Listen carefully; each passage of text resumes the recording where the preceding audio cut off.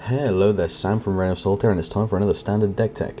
And when I say another, I mean the first one. So I've been playing around for this for a little bit, and what we've got is a Simic mid-range build based around value over time and massive amounts of card advantage. To this end, we're going to be using Rashmi, Vizier of the Menagerie, and Bounty of the Luxor to generate some really nice amounts of value over the course of the game. Getting free cards, free spells, good stuff like that.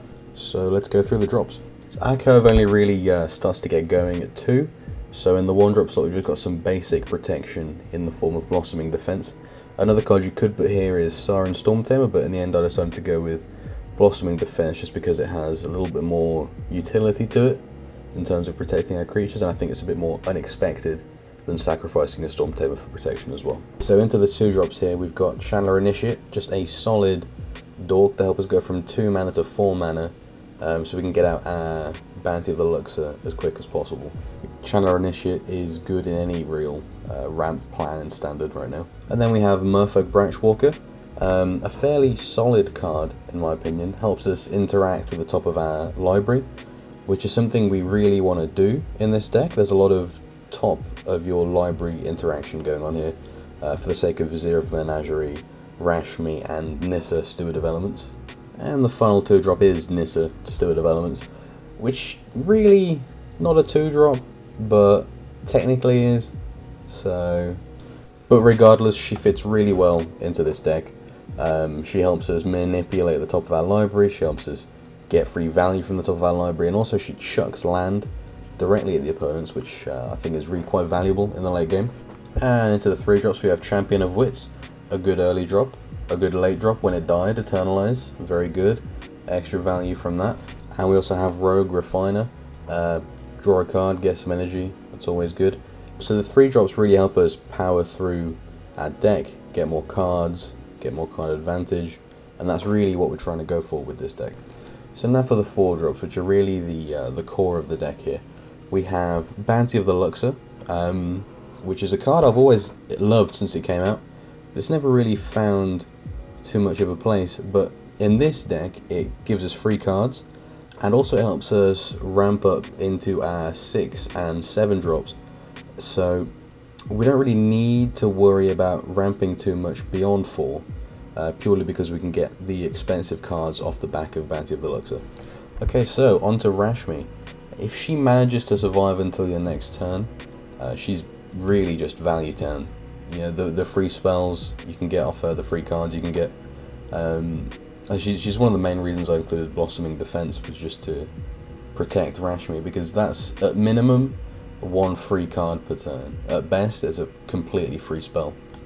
Okay, and on to Vizier of the Menagerie, a card with some very strong synergies with both the Nissa and the Rashmi in this deck. Look at the top card of your library, perfect. But you can also cast the top card of your library if it's a creature.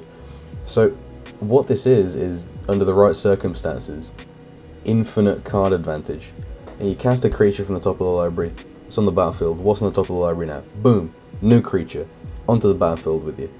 And you can just keep going until you hit a land. And then it's a little bit more problematic at that point.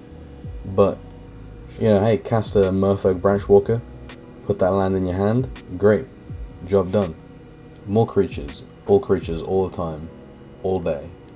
So let's say, for example, you have a Vizier of the Menagerie, and there is a Rogue Refiner on top of your library, and you also have a Rashmi on the battlefield as well. So you cast the Rogue Refiner from the top of your library, Rashmi triggers, you get a card into your hand or onto the battlefield, and then you also draw a card from Rogue Refiner, and then you can still look at the top card of your library, maybe you can cast that again. I mean, that's, you know, 2 or 3 cards up compared to, you know, casting a creature and then you're down a card. And if that's a bit too random chance for you, you can always set up turns like this with the Nissa. That Scry 2 is very strong in this deck. And then finally we have Ripjaw Raptor, just a strong creature with a strong benefit to us, draw cards. That's what this deck's all about, is card advantage. That's great.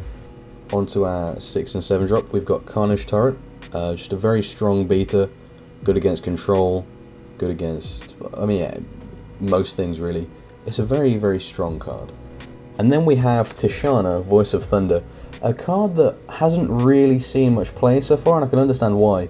It does cost 7 mana, which is quite prohibitive in a lot of decks, but as I mentioned with the Carnage Tyrant, all we need is a Bounty of the Lux, and then we can guarantee we'll get the mana for Tishana without worrying about further land drops.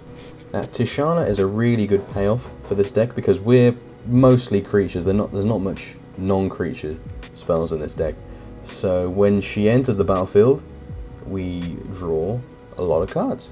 We get more cards, and then she rewards us for having a lot of cards in the first place by being bigger and stronger and tougher and more cooler depending on how many cards we got in our hand, which is great because that's what this deck is all about. Getting cards, winning the game. Well, thank you very much for watching. Let me know what you think of the deck in the comments below. I'm always looking for feedback and improvements. And maybe you want to hit subscribe. Maybe you want to like the video. Maybe you want to send it to your friends and say, hey, this is a cool deck tech. Maybe you want to go to that.